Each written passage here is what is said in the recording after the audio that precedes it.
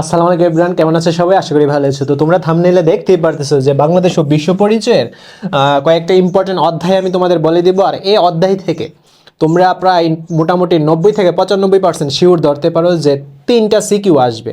কারণ আমরা যদি প্রশ্নের প্যাটার্নটা দেখি তাহলে কিন্তু ভাই আমরা ইজিতেই বুঝতে পারবো। সো আমরা প্রশ্নের প্যাটার্নটা আগে দেখি। সো আমাদের তো ভাইয়া এমসিকিউ এমসিকিউ আসবে ভাইয়া কয়টা বলো? এমসিকিউ আসবে 10টা, এবং 10টা এমসিকিউ আসবে ভাইয়া তোমার 10টা অধ্যায় থেকে।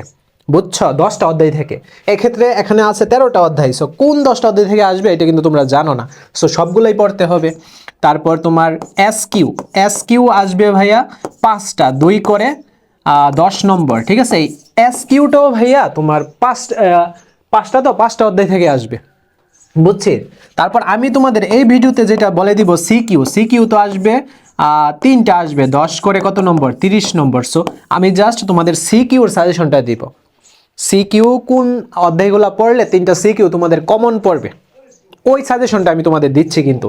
আর বৃত্তি পরীক্ষার জন্য কিন্তু ভাইয়া সবগুলাই পড়তে হবে, বাট মানে বিশেষ ইম্পর্টেন্ট আমি দেওয়া দিতেছি সিকিউগুলা, বিশেষ ইম্পর্টেন্ট। তোমরা কিন্তু অনেকে আবার ভুল বুঝতে পারো, কারণ তোমরা ফুল ভিডিও দেখো না অনেকে, মানে একটু বেশি বুঝো তোমরা অনেকে আসো। ঠিক আছে, ডোন্ট মাইন্ড, বাট বেশি বুঝো। আমি কি বলছি? সিকিউর সাজেশনটা দিচ্ছি, কোন অধ্যায়গুলো পড়লে সিকিউগুলো তোমরা কমন পাবা। বাট সব পড়তে হবে, সব পড়তে হবে, কারণ তোমাদের প্রত্যেকটা অধ্যায় থেকেই তো দেখা গেছে একটা না একটা কোশ্চেন আসবে। সো তোমরা বৃত্তি দিবা, বৃত্তি পাওয়ার তোমাদের ইচ্ছা আছে। সো এই ক্ষেত্রে সবই পড়তে হবে। ক্লিয়ার? সো দেখো, আমরা যদি এই বাংলাদেশ ও বিশ্ব পরিচয়ের বইটা বিশ্লেষণ করি তাহলে এখানে 3টা ডিপার্টমেন্টে আমি এই অধ্যায়গুলো ভাগ করেছি। ঠিক আছে? সো একটা হচ্ছে ভাইয়া অর্থনীতি, অর্থনীতি ডিপার্টমেন্ট। ওকে। আর একটা হচ্ছে তোমার ইতিহাস, আর একটা হচ্ছে ইতিহাস ডিপার্টমেন্ট। কয়টা হইলো? 2টা। আর একটা হচ্ছে সামাজিক বিজ্ঞান, সামাজিক বিজ্ঞান। হ্যাঁ, সামাজিক বিজ্ঞান। সো আমরা যদি অর্থনীতি ডিপার্টমেন্টটা দেখি তাহলে এখানে অর্থনীতি ডিপার্টমেন্টের ভাইয়া হচ্ছে এই যে তোমার 4র্থ অধ্যায় বাংলাদেশের অর্থনীতি। তারপর তোমার আছে বাংলাদেশের জনসংখ্যা ও উন্নয়ন 10ম অধ্যায়। আর সর্বশেষ হচ্ছে 13 অধ্যায় বাংলাদেশ এবং বিভিন্ন আঞ্চলিক ও আন্তর্জাতিক সংস্থা। সো এই 3টা অধ্যায় হয়েছে ভাইয়া অর্থনীতির। ঠিক আছে? 4র্থ, তারপর হচ্ছে 10ম, তারপর হচ্ছে 13 অধ্যায়। সো এই অর্থনীতি থেকে আমাদের একটা প্রশ্ন আসবে। ওকে। সো কোনটা আসবে, কোনটা ইম্পর্টেন্ট আমি এখনই বলে দিই। তোমার এই যে 4 নম্বর অধ্যায়টা বাংলাদেশের অর্থনীতি, এইটা হচ্ছে সবচেয়ে ইম্পর্টেন্ট। এটা থেকে অর্থনীতি ডিপার্টমেন্ট থেকে প্রশ্নটা আসবে। তারপর তোমার হচ্ছে 13তম অধ্যায়, যে এই যে এইটাও কিন্তু ভাইয়া ইম্পর্টেন্ট। ঠিক আছে? তাহলে আমরা কি বুঝলাম? আমাদের ডিপার্টমেন্ট হচ্ছে 3টে, একটা অর্থনীতি, একটা সামাজিক বিজ্ঞান, আর একটা হচ্ছে কি ইতিহাস। সো 3টা থেকে 3টা কোশ্চেন আসবে। সো আমরা অর্থনীতি থেকে কোন 2টা অধ্যায় পড়তে হবে আমরা কিন্তু বুঝছি। হ্যাঁ, ওইটাও তোমরা পড়বা, বাট বিশেষ গুরুত্ব দিয়া এই 2টা অধ্যায় পড়বা। বুঝছি? তারপর আমরা যদি ইতিহাসটা দেখি, সো ইতিহাসের ডিপার্টমেন্টটা হচ্ছে ভাইয়া এইগুলা, এই যে প্রথম অধ্যায়, তারপর হচ্ছে দ্বিতীয় অধ্যায়, তারপর হচ্ছে তৃতীয় অধ্যায়। ঠিক আছে? এই 3টা ডিপার্টমেন্ট হচ্ছে ভাইয়া ইতিহাসের। সো কি বললাম? প্রথম অধ্যায়, দ্বিতীয় অধ্যায় এবং তৃতীয় অধ্যায়। এখন কথা হইছে কোনগুলা থেকে প্রশ্ন আসবে।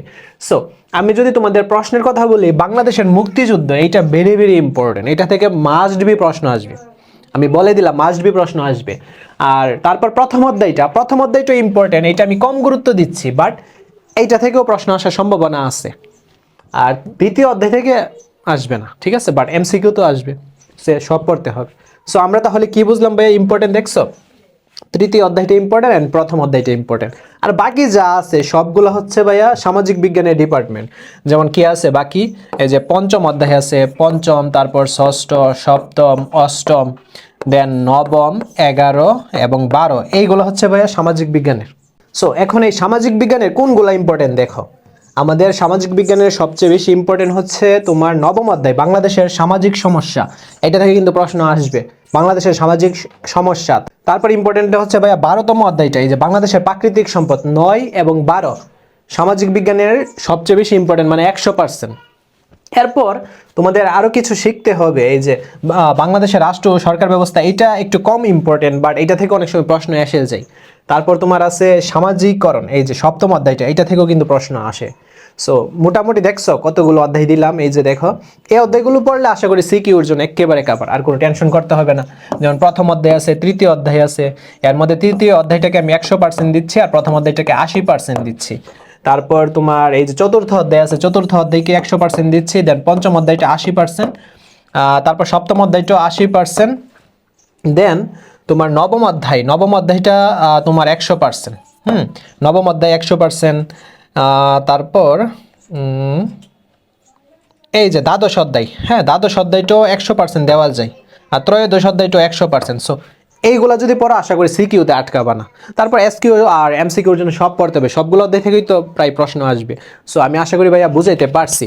আর এই সবগুলার পিডিএফ কিন্তু ভাইয়া আমি আমার প্রাইভেট গ্রুপে কিন্তু ভাইয়া দেওয়া দিচ্ছি, যারা এখনও প্রাইভেট গ্রুপে জয়েন হও নাই, এই ভিডিওর কমেন্ট বক্সে প্রাইভেট গ্রুপের লিঙ্ক পেয়ে যাবো, ওইখানে তোমার শিওর সাজেশনগুলো দিয়ে দেওয়া হয়েছে, ঠিক আছে।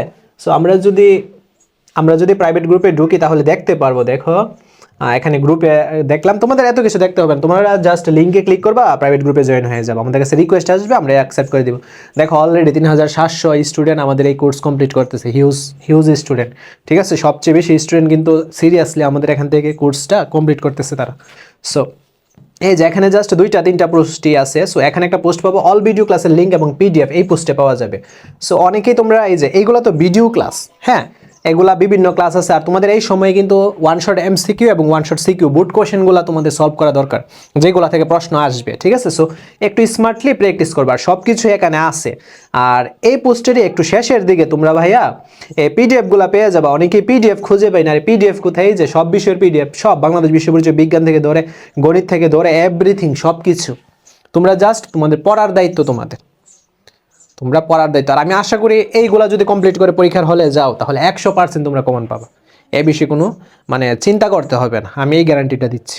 কারণ সাজেশনটা যেভাবে সাজানো হয়েছে সব কিছু এটার মধ্যে আছে, শেষ করো দেখবা ভালো একটা রেজাল্ট পাবা, ঠিক আছে। আর বৃত্তি পরীক্ষা দিবা, আমি মনে করি না শর্ট কোনো ওয়ে আছে, শর্ট করলে বৃত্তি পাবা না ভাইয়া, তোমাদেরকে সব পড়তে হবে। আমি হয়তো ভাইয়া শর্ট সাজেশন দিচ্ছি, বাট শর্ট সাজেশন দিচ্ছি এটা ইম্পর্টেন্ট, এগুলো তোমরা পড়বা, পড়লে কিছু কমন পাবা।